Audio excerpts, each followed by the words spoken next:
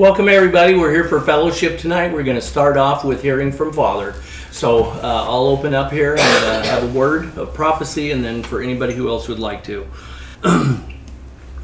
We thank you, Yahweh, for the words you uttered to us, that we speak these freely. We thank you for a step of faith, for opening our mouth, that as we open up our mouth in faith, that you will fill our tongue, fill the words and the air. As we do these things, it is great pleasure for you to see us doing these things. And so we thank you for this, and we thank you for just the encouragement that you continually give us. Know that as I look out upon you, that I see great favor, and I call upon you to recall the stories of old, recall the stories of my children in the desert, where they were fed from above, they were nourished from below, and that even their shoes of their feet did not wear out for many years. So recall these things, and know that of these things that I'm able to do this, that I put a tent of clouds above them and kept them warm by night. And so know that there is nothing that I cannot do for my children. I'll speak in tongues and interpret. Biquiliana eata setepeatu. Biquiliana eata keatu mason. Abiana usutuqueati biati, liana uqueata satakeapi. Behold, I am your God and your Father. I have put you here for a purpose, in order that you may edify yourselves and build me up and speak about me and set the captives free from this dark and perverse generation. So speak my words of light to all those who come in contact with, and let them know that I reign in the earth. My children, do not be scared. My children, if you're ever scared, all you need to do is pray to my children. If there's something that everyone is scared about, or something that you're scared about, just pray to me, my children, and I will help it. All I need to do is pray to me, children, and I will make you not scared. Amen. When you find yourself in fear or confusion, learn to focus yourself upon me. Focus so deeply and intently on me until everything else starts fading away. And when you do this, you'll have homeostasis, you'll have balance back. And as you have that, I'll be able to communicate to you and show you that if I am with you, then who can be against you? As you put me first in the morning, and you put me first at the end of your day, I am well pleased with this. Know that I see these small gestures and these small moves that you make in your life. I see that the growth that you're attaining to, even if it's little. I see these things. Never doubt for one moment that it doesn't bless my heart. I am your Father, and I know it's tough to be alone sometimes, but stand firm, because I am with you. Children, hold steadfast and strong. As you stand up for me and on my word, your desires, your dreams are almost here. They're not going to come how you think they will be here, but how I have planned it out to be. So just stand strong and hold steadfast.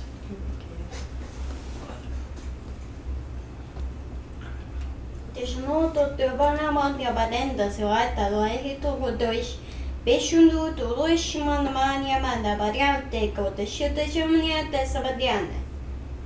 see a lion in an arena, and people are trying to catch it because it's sick and it needs help, but it keeps clawing at them, and as more and more that you claw at other people as they try to help you, I'm just not going to send any more people. So think about this, what you are doing to yourself and to others.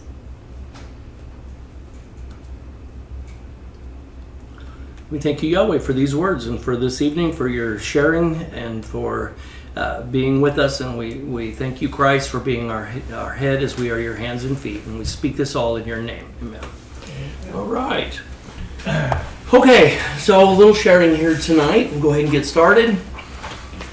Ancient of Days versus modern humanism. So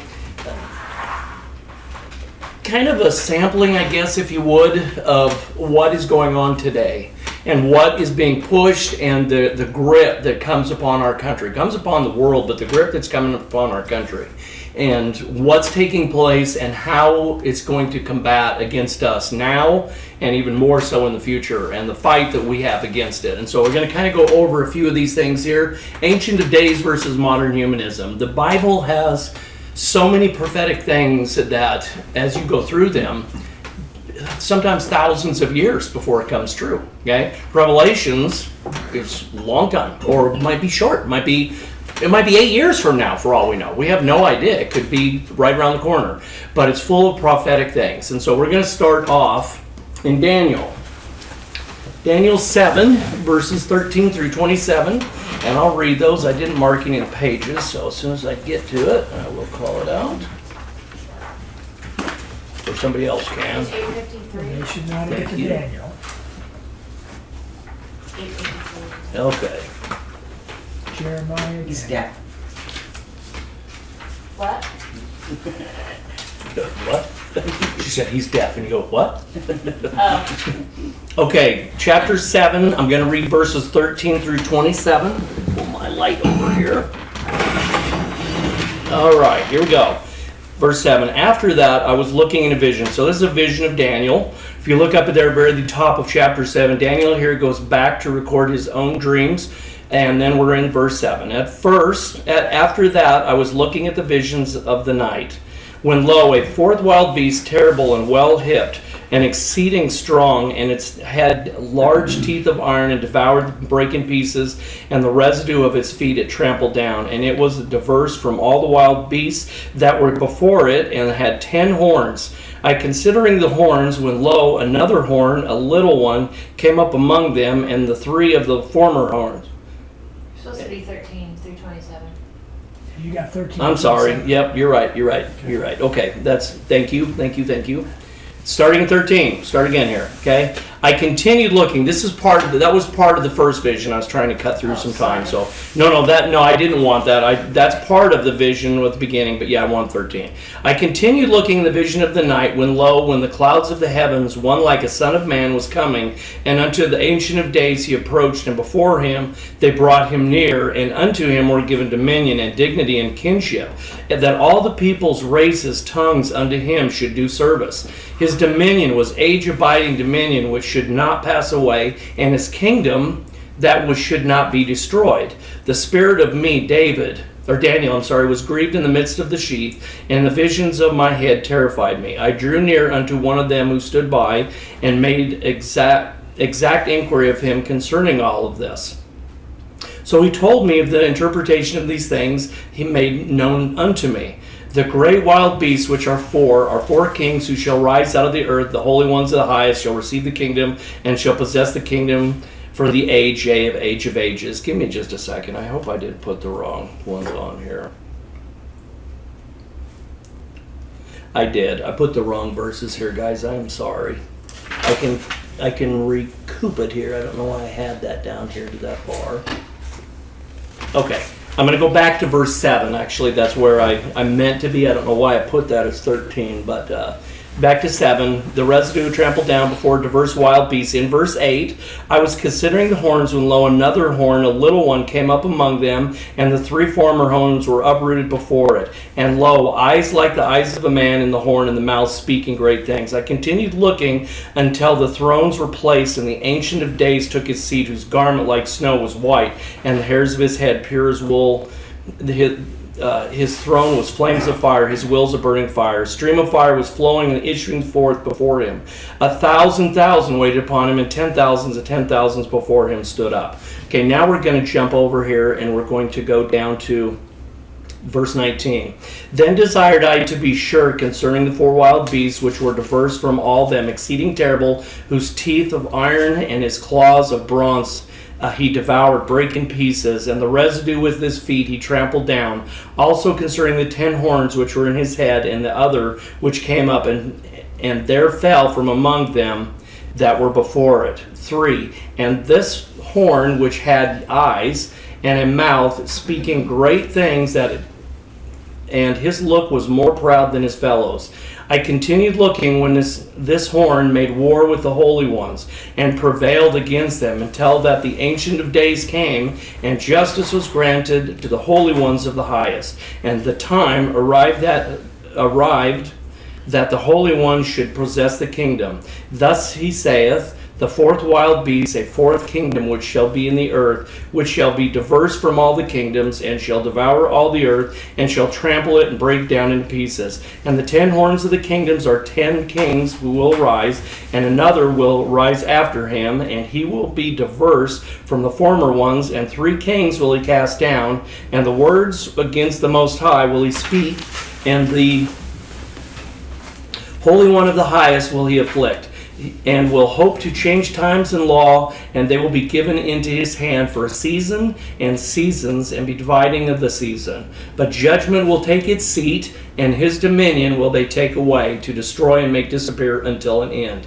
The kingdom and the dominion and the greatness of the kingdom under all the heavens shall be given to the people of the holy ones of the highest. His kingdom is an age-abiding kingdom, and all the dominions under him will render service and show themselves obedient. Now, we can read that in Revelations, okay? This was long before that, okay? This testimony, this vision that Daniel had, talking about that, about the coming Messiah, what was going to take place. We are not in this period. But is the adversary different in this period than it is now? No. I mean, the adversary is there will be a change. There will be a little bit of a change. Thank goodness we won't be here, because we will be gone before that takes place. But this is the nature. This is what's happening, and this is what's coming, and we know the end. And the end is foretold before we even get to the new covenant. Yeah. Okay? And so it's wonderful to be able to see that. But that is the nature of our adversary. We see what it is, to make war against who? The holy ones. Yeah. The holy ones, okay? So the war is not against just mankind in particular. It's against the holy ones. It's against Yahweh's chosen, okay? That's where it comes to. Okay, so when we're looking at this, we're going to go over a couple of different definitions, because this is the populism now that we're faced with. This is what's taking place. It's ridden through churches, through schools, everywhere you go. Even in public schools, private schools are even encountering a lot of this. So out of the Oxford Dictionary, here's the definition of humanism. A system of thought that considers that solving human problems with the help of reason is more important than religious beliefs. It emphasizes the fact that the basic nature of humans is good. Okay, and this is the whole problem, that the humans can solve it, and this takes precedent over religious beliefs. Okay, and this is the beginning of the progressivism. Humanism is based on relativism and the idea that human advancement is the solution to injustice, war, and suffering. Worldly reasoning will have some truth in its reasoning. The Christian worldview is that Yahweh uses people to accomplish his will, including peace and justice. The Christian understands that man is made in the image of Yahweh. Okay? And so when we're looking at this, we're looking at humanism and relativism. Okay? And this is the fighting forces that the adversary is really implementing right now. Because it divides, it takes things away. The family's attacked, the church is attacked. Okay, there is no right, there is no wrong, is basically what it comes up to. So what we're going to do is flip over to Genesis 1. We were just there a few minutes ago with Melania's great sharing. We're going to read this because this will kind of have a little bit of importance for something we're going to. So verse 26 through 28, if somebody would read that for me, chapter 1.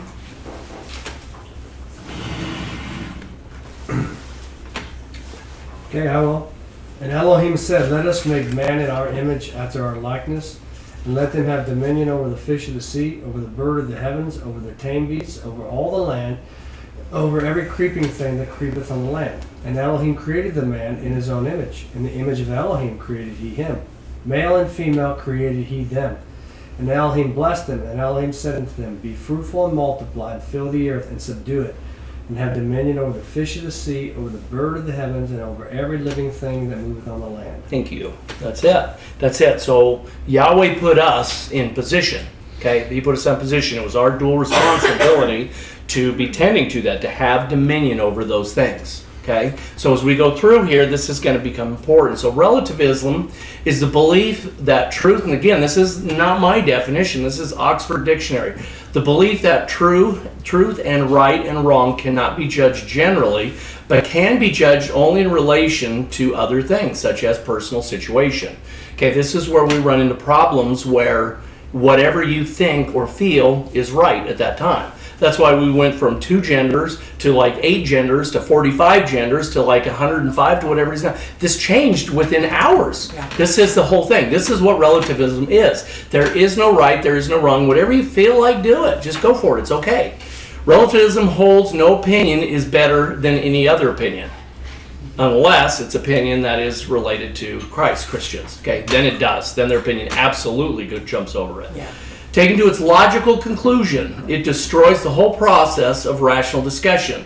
If every opinion is as good as any other, then the opinion I come to at the end of a long, informative, or rigorous debate is no better than where we started with. Okay, what good is the debate? So if there's already opinion, if the logical conclusion is it doesn't matter, why do we even discuss it? What's the point? There's no reason to even go any farther. According to relativism, the teacher's professional opinion of a piece of coursework is no more authority than that of the student who wrote it, the older sister who refused to read it, or the dog who chewed it up. Okay, it makes no difference because everything is relative. It makes no difference. Okay, and this is the problem. It's a watering down of society. You look at education. The education was developed in the Department of Education, 1974. Okay. Did education, has it improved since 1974? Oh my gosh, you look at the writings back in the 1700s, 1800s, they were marvelous. We have gone downhill. We're not improving. Continually moving moral goalposts. So this is the problem that we see, is there is nothing fixed. Nothing is to where it's a focal point that we're looking into. Who determines what's good and evil? Christians taught to love thy neighbor. Okay, there are communities, I don't know about how many today, but there have been in the past that some countries, they were taught to eat your neighbor. Okay, is that right or wrong? Well, to those guys, it's perfectly acceptable. Hey, you're shipwrecked up onto this island. She looked pretty tasty. Look at this, some white meat. So here we go. And that's okay. It's acceptable because to them, it was okay. Okay, never to Yahweh was that okay. But it's all relative to what they believe. So this is something, I do use a lot of air stuff from Days of Flying. This is called spatial disorientation. Okay, and what this is here is you can actually see the horizon down here. Okay, this is the actual horizon. Now this pilot is above the clouds. He cannot see the horizon. And what he sees is he sees a sloping cloud deck. And so see how his attitude of his aircraft? Yeah. He's in a constant turn. And why? Because relative to what he sees or feels, he sees the horizon, and it's a horrible, horrible feeling. I've had that before when we're flying, and all of a sudden I'm like looking, I'm like going, for a short second, you're like, you didn't even know which way you were going. It is a horrible feeling. But this is it. And this is where the humanist and the relativist are pushing people to be. It doesn't matter. It does not make me. There is no horizon. Don't even worry about it. Okay? And this is where, for a believer, this is where you go, the instruments. We go right to the Word, because the Word is fixed. When Yahweh is removed as the moral foundation and lawgiver, we must have a fixed point of reference. Okay? And I always go back, this is a funny story of my older brother.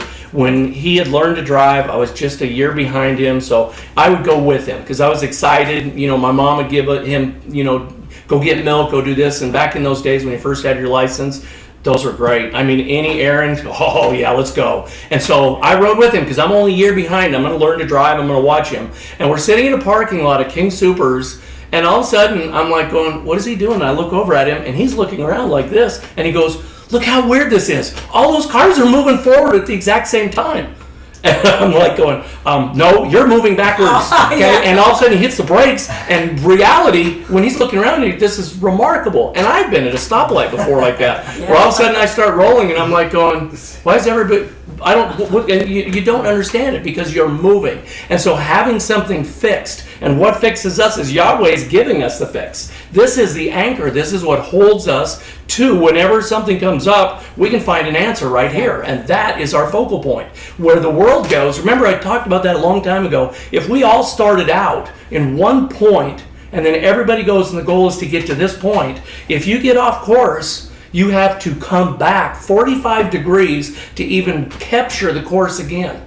That's just to make it back over. Okay? And what happens is people don't do that. They start here, and the goal is to get here, and they come over to here, and then they reset the goalpost, and we'll just go this direction. And now we're paralleling it. And that's what we are right now. We're in two parallel worlds. One that the adversary is trying to run and doing a pretty good job with a lot of people, and one that Yahweh says, here is the correct, here's what I want, and here's where you need to be. And that focal point, if we are off of it, the only way to get back over your target, because when we were in the flying area, there were lots of times where you had to approach something at one area. So think of landing on a runway, okay? If this is a runway like this, okay, and a plane's coming in, and they're supposed to be coming in and landing on this runway like this, but they're over here, and they're like, well, the runway's over here, so we'll just come over like this. Well, you can't land on the runway if you're positioned like this. So you have to get back on course to get back on it. And that's where Yahweh, his word is. That's our anchor. If we are off course, we can get back on course.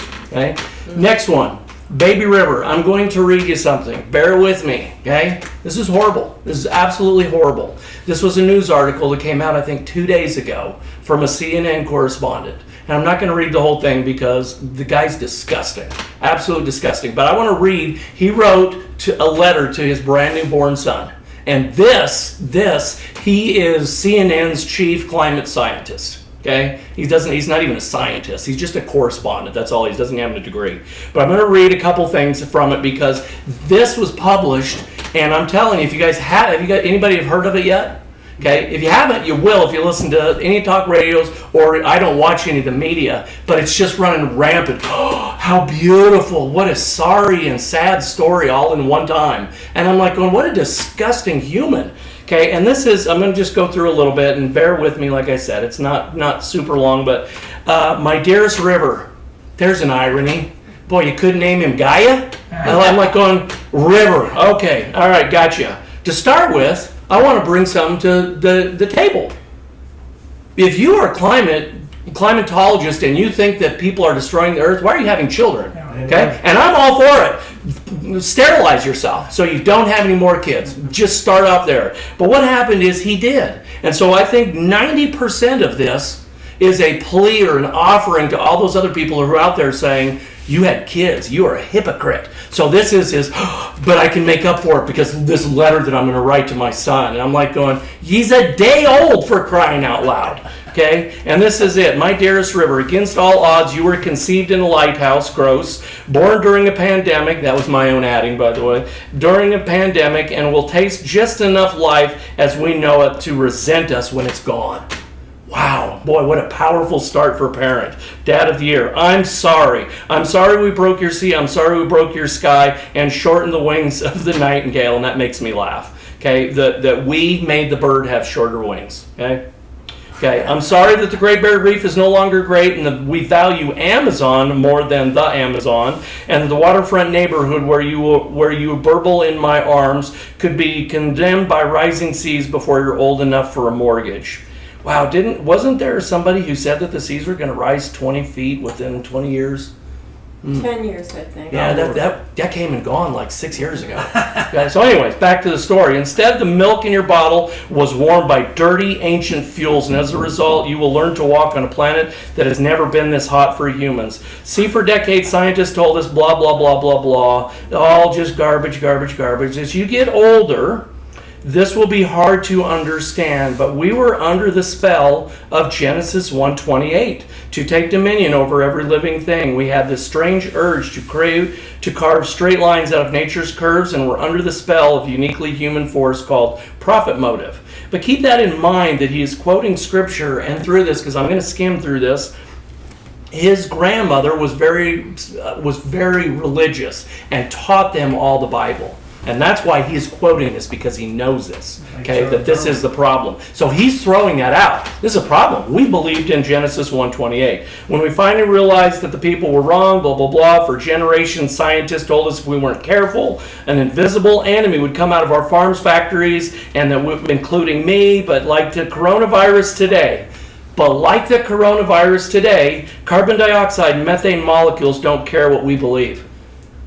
how does coronavirus have anything to do with anything? Okay, but apparently that's part of global warming as well. Along the way, everything in our man-made world, flags, borders, everything is just horrible. Take your grandma Pat. She believed the stories in a very old book with such passion. We followed her dreams from our home in Wisconsin all over the Bible Belt, where the heroes were Jesus, cowboys, and oilmen. Is there any cowboys in here? Are there any oilmen in the Bible? Not to the best of my knowledge, okay? So we burn gasoline for no good reason. It makes a great fire. Not very good barbecue starter, but it does make a good fire. Meanwhile, they went to the grandfather, and he taught them of heroes of John Muir, Edward Abbey, Rachel Carlson, and Eunice Newton Foote. Rachel Carlson, if you guys don't remember, I talked about her in a teaching a long time ago. She's the one that banned DDT. She's the one who got that. She had that Silent Spring. That banned it. They're probably the biggest killer of humankind in history, to include what Mao did to the country of China. Horrible. And who did it devastate? It devastated minorities, brown people as they would call it. Yeah, horrible. It was terrible what she did. Mosquitoes. Okay. That's mosquitoes. Yeah, DDT killed mosquitoes, and she got rid of it. Okay, so I'm skipping through here. Thanks to all the heat-trapping gas, our ocean's absorbing as much extra heat as 5 Hiroshima-sized atomic bombs every second of every day. Wow, That's a lot of heat. that's terrifying. I'm like going, what in the... Seriously, you should be laughed out of here. You shouldn't even have it. You shouldn't even be allowed on TV. Just like the virus hunters, she knew and predicted how eerie it would be and how screwed we would be. And this woman, now they're all praising her because in the 1800s, she said that carbon dioxide would heat the earth over other types of gases. Okay, carbon dioxide is what we live off of. The plants can't survive without it, and the plants turn it to oxygen. I'm like, Yahweh, bravo, what a miraculous thing you did. Okay, skipping down.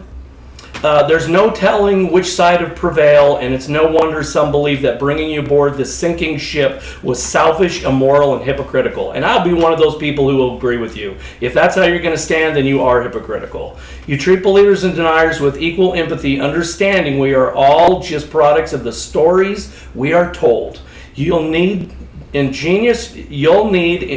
ingenious trick in the book as citizens of a modern world to force everyone to realize every day is Earth Day. Okay? That is not a typo. To force everyone to know that every day is Earth Day. Okay? I have a real problem with the force. Okay? Forcing people to do that. But that's where we're going. That's exactly where we're going. And the whole thing of this, the green movement is very, very anti-Yahweh, anti-Christ. That's what it's against. It's the worship of the things. Right? Yeah, Gorbachev. Yeah, and so that's all I'm going to read to you. It's pathetic. It goes for a couple pages, but the whole thing is, this is his account to his son, okay, who is, basically filling a diaper while he's, breastfeeding. Couldn't care less. But the whole point is, he had pictures in the story, which were absolutely hilarious, because it showed like a mule on a flat thing with the ground all cracked. Okay, and everything's so cropped. It showed like 2 steam stacks from a coal plant that are putting out water vapor. And I'm just like, and made sure there was a bird position. Everything about it was so staged and so put together. Well, yeah, this guy's a great element in the hands of the adversary. Okay, and but pushing these things and the motive that we're supposed to be going down. So let's counter this. Let's look over here in Romans. Romans chapter 1.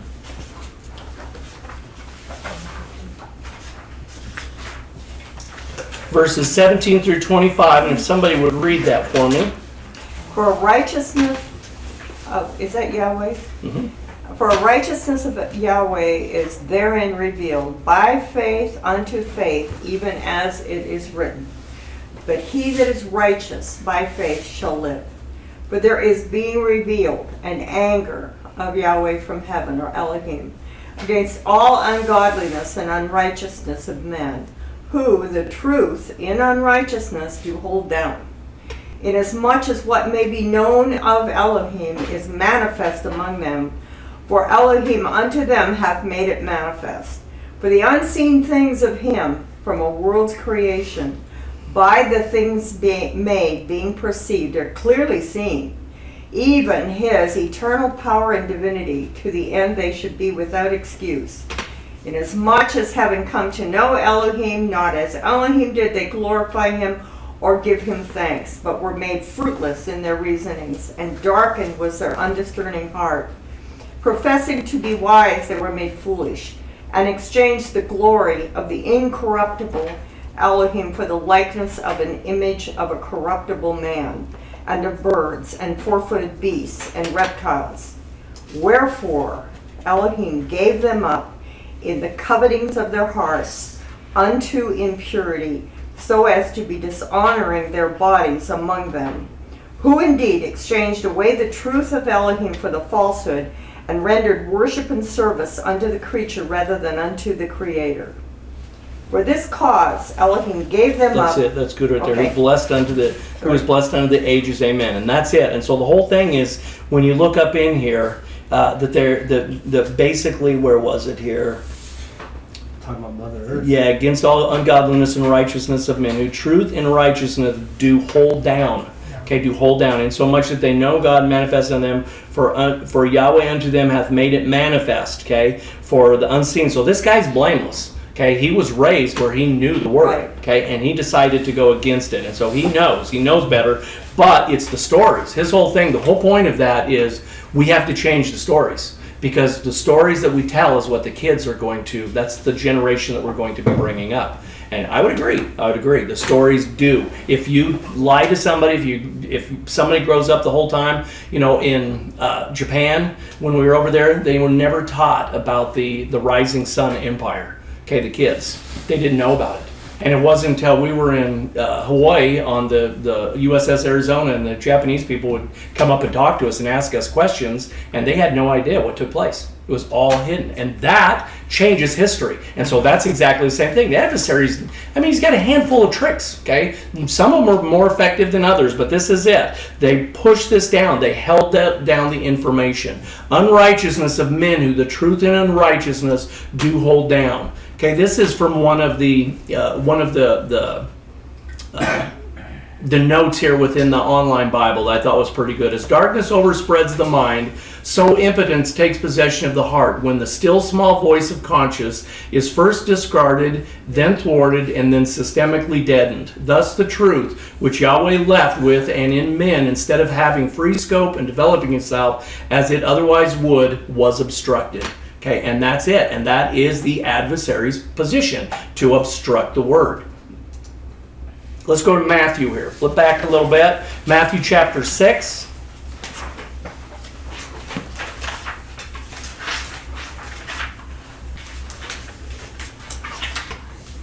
If somebody would read 22 through 24. Actually, I'll read this. That's not a problem. 6. Where are you here? 22 through 24. Okay, 22. The lamp of the body is the eye. If therefore thine eye be single, thy whole body shall be lighted up.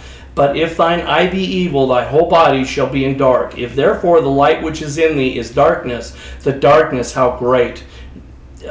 No one unto two masters can be in service, for either the one he will hate and the other love, or one he will hold to and the other despise. And that's exactly it, and that's where we're coming to. And it's obvious where he chose and where the adversary chose. So a couple things here to look at with this. The single here is that we look at this. The single, if they're an ayin be single, okay, that is haplos. It means whole, good, fulfilling its office. The evil portion of that is poneros, full of labors, annoyances, hardships, bringing toils, perils, causing pain and trouble. Okay, and so guess what happens with this? Yeah, this guy has, no wonder he has to write this horrible story. I think to that myself, when Holly was born, my heart poured out for love. Mm-hmm. And what's this garbage this guy puts this together? I'm like going, just... He didn't do it for his child. No, I'm sure he didn't. It was a pacify for why he had a child. But the darkness here that you see in here as well, okay? scatos, darkened eyesight or blindness, ignorance of respecting divine things and human duties, and the accompanying ungodliness and immorality, together with the consequent misery, persons in whom darkness becomes visible and holds away. And absolutely right. Okay, so flip over to Ephesians 4.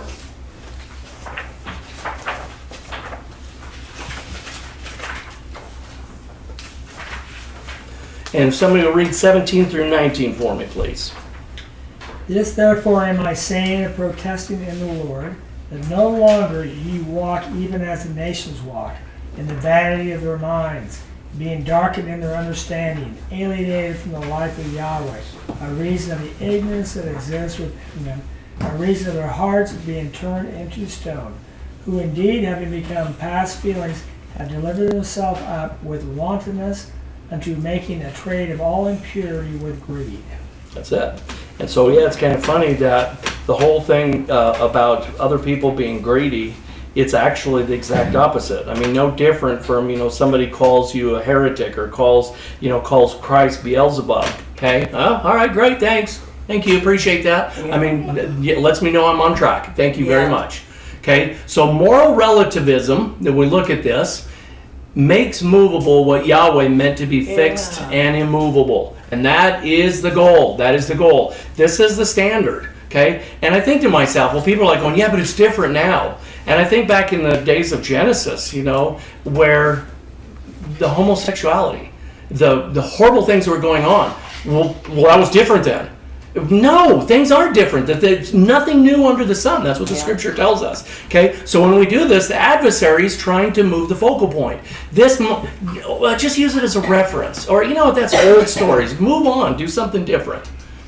In fact, relativism, everything is moving. It's like an ocean that is in a sea. Wherever you're in, whatever current you're in, you're good to go. That's the perfect place to be. Everything is moving in relativism, and that's the whole point. That's what it means. Relative to what you think or what you believe or where you are. How does a person, much less a society, fixate itself? Okay, the elitists will replace Yahweh, and history's shown this over and over again. Yahweh's removed. The old kings of the Old Testament here. What happened is you go through, I have the chart that shows the righteous kings and the unrighteous kings. And the father was righteous and then had a son that took over that was wicked as could possibly be. And then a son or two sons, grandson turns everything around. Okay? And yes, it's the same thing. History has shown it. In the 20th century, we've definitely seen at these points when very things that humanism claims to provide answers, they are at their worst. And so, yeah, that's where, right now at this point, I can see the Democrats and the wicked people in charge are just frothing at the mouth. Rahm Emanuel made that comment. Never let a good crisis go to waste. Okay? And yeah, this is it. And so whenever this happens, Germany, when they went to socialism, when other countries went to socialism, things were normally at a bad point. And guess what? Here's these heroes in rescue to come save the day. And guess what? Enslave you. Just put yourself in their yoke, because here's where you're going to be. Rise of communism in the 20th century made one of it. It's one of the most deadly centuries in history. Might quite possibly be the most deadly, okay, based on the numbers of people who died. And so, yeah, what happened? Have we progressed? Is that progression? No. Okay, that is not progression. So, who do you guys know this here? Okay? Yeah, imagine there's no heaven. It's easy if you try. No hell below us, above us only sky. Imagine all the people living for today. Imagine there's no country. It isn't hard to do. Nothing to kill or die for, no religion too. Imagine all the people living life in peace. Wow, 20th century was just full of peace. Okay? No, this brings on destruction. It is this is a perfect line for what relativism and humanism is. Okay? That makes no difference. Do what you want to do. Everything's fine. Everything's fine. Nothing new, effective tool for the adversary. And remember this, okay? In Genesis, what did the adversary say? Okay? You shall not die, for Yahweh Elohim doth know that in the day ye eat thereof, then shall your eyes be open, and you shall become like God, knowing good and evil. And basically what that is, that you will be able to judge yourself. Okay? So I would use that as maybe a first point of relativism. Okay? You get to decide what's right or wrong. And then all of a sudden they decide, oh, we kind of screwed up. Okay? And then it was the John Lynn possum shorts came about. It always makes me laugh. I need to let him know that, because every time I go over that, I cannot help but smile and think about that. I'm like going, boy, that put a bookmark in my memory forever. That's awesome. Okay, but that's it. Relatives have shunned absolutes, okay, but demanded compliance with relativism as an absolute. Okay, there are no absolutes except that. for relative. Yeah, exactly right. Okay, must be forced. It's the rule or law du jour. And I'm always like going, that sounds horrible. I don't think I'll have that. Okay, sense of value and ethics that reject Yahweh, and that is the whole purpose. It's the whole purpose. Yeah, it makes it, you know what it does? It pacifies a person's living and their unrighteousness. That's what it does. Hey, how perfect. It's okay. Well, this guy's a Christian, and look, he's doing this. It must be all right. And that's where there's a problem with that. And that's where I say the standards have moved off into a parallel. So we have multiple parallels that are running. Some of them are running completely away from the fixed point. Okay? But for us, we have to do it where it's the annual or semi-annual or a monthly or weekly check. Am I in line? Am I doing correct? Am I where I'm supposed to be? Do I need to make course corrections to get back to where I need to be? And that's where we need to be doing as a country, as a family, and as an individual. American Humanist Associations defines human as this. This is this organization, a progressive philosophy of life that without theism and other supernatural beliefs affirms our ability and responsibility to lead ethical lives of personal fulfillment that aspire to the greater good of humanity. Isn't that nice? Yeah, this is it. This is the whole thing. And this is what communism does. Okay? It has to be gone. It has to be gone because it conflicts with that idea. And now there are no morals. Morals are whatever you say they are. Okay? And that's the breakdown. That is the actual breakdown of things. Humanists will claim there is equal among every person. That's what they claim. What happens if certain people are flawed in the humanist eyes? Okay? In pursuit of greater good, the dissenters of the greater good must be quieted or exhausted. Extinguished, I'm sorry. Yes, extinguished. And boy, we saw that in the 20th centuries. And we will now, it's not so much that they're extinguishing you, but look what they'll do to you on social media. Okay? Look what they'll do to you for speaking out. You have somebody who goes to a college to speak something, and they boycott them. They'll run it to where they have to have so much security, and then the college will fold. We'll just let them have their way. And this is what we see, and we're going to see more of this, and that's where we have to stand bold and know where we are and know what the Word says, and when we go out, be aware that this is the thing. This is the pool. Humanism leads to the devaluing of human life, not an equal value of life. Okay? The decision of every human heart is either self-reliance or Yahweh reliance. Okay? And that's from Vince Vitale. And so when we look at that, that's where we have to be able to do that. And when we see somebody, there's going to be lots of Christians that we run into, people who are way off on the parallel. Okay, and to be able to let them know, hey, I know that's what you feel, but where does that come from? Can you show me that in the Word? Because I can show you where in the Word you're supposed to be. And this is the fixed point. And you may not want to know that, because there were many times where we were flying right along the northern border of Saudi Arabia and Iraq before the ground war started. And all of a sudden, I'm on the right side of the plane. I'm sorry, we were going south. I was on the right side of the plane, the loadmaster on the left side of the plane. We're to be watching out the windows because we're going to be refueling helicopters in the daytime. And I'm like going, right on the border at like 8,000 feet? Are you kidding me? And they're like, this is what we have to do. So we're doing it. So we're vigilant. We've got our hand on the flares so that if something comes up, a missile or something comes up at us, two of our sister squadrons got shot down within about a month of that time frame. So we've got our hands on the flares, ready to push flares. If we see something, all of a sudden the loadmaster, the other side, buddy of mine, he goes, hey, navigator, why can I see this gigantic berm that runs for miles? And all of a sudden the pilots look over at him and they're like going, navigator? And navigator looks at stuff, shuffles his chart around a little bit, and he's like, pilot, can you come right about 10 degrees? And I'm like going, are we going to get an air medal for this? Because we just flew in hostile territory. Daytime at 8,000 feet.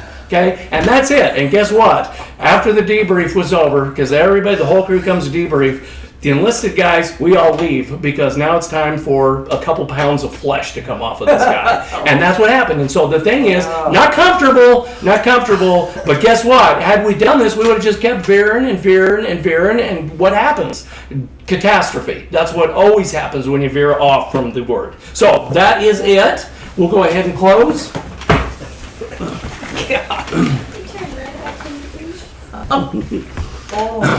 Yahweh, we thank you for this day. We thank you for your words. We thank you for the steadfast that you have given to us, that we are to cling to you and not of the things of this earth, that we have a fixed point and we have our missions, each one of us, to be walking the things, to be doing the things that you call us to do, and that we ask for you to continue to give us those tasks and request that we may be able to do these and be well-pleasing unto you. And we thank you for that. We thank you for the words that you always give to us. And we close this in your Son's name, Christ Jesus.